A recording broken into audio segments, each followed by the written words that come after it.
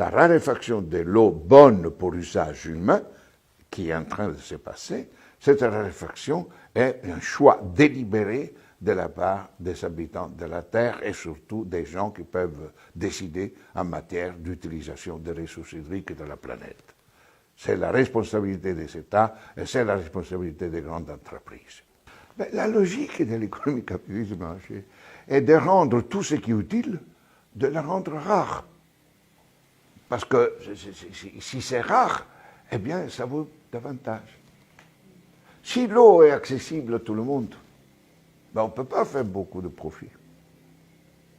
La totalité de l'eau prélevée dans le monde, encore aujourd'hui, 80% de tout le prélèvement qu'on fait des eaux de surface ou des nappes, etc., eh bien, c'est pour l'agriculture.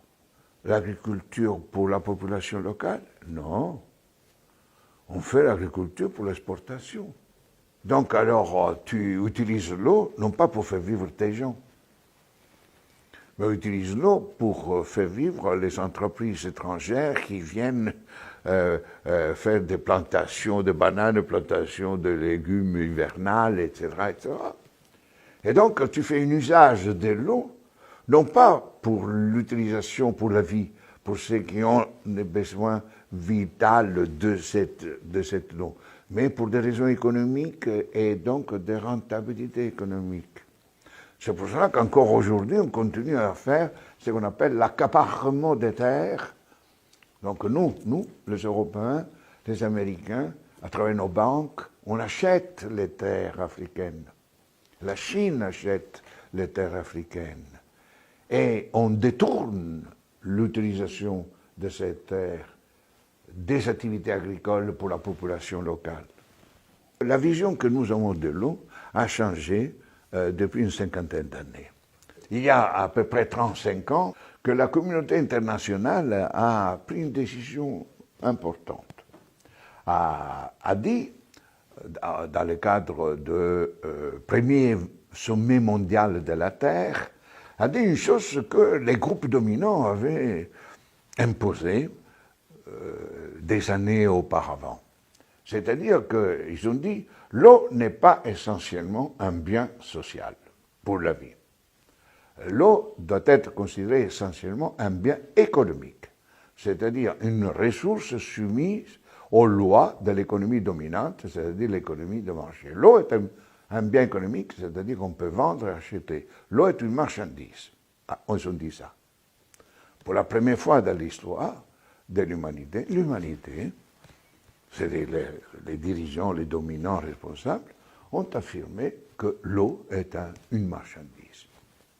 Et que donc, une marchandise est soumise aux règles de l'économie de marché. Et donc, ils ont dit, la valeur de l'eau ne dépend pas par rapport à la vie.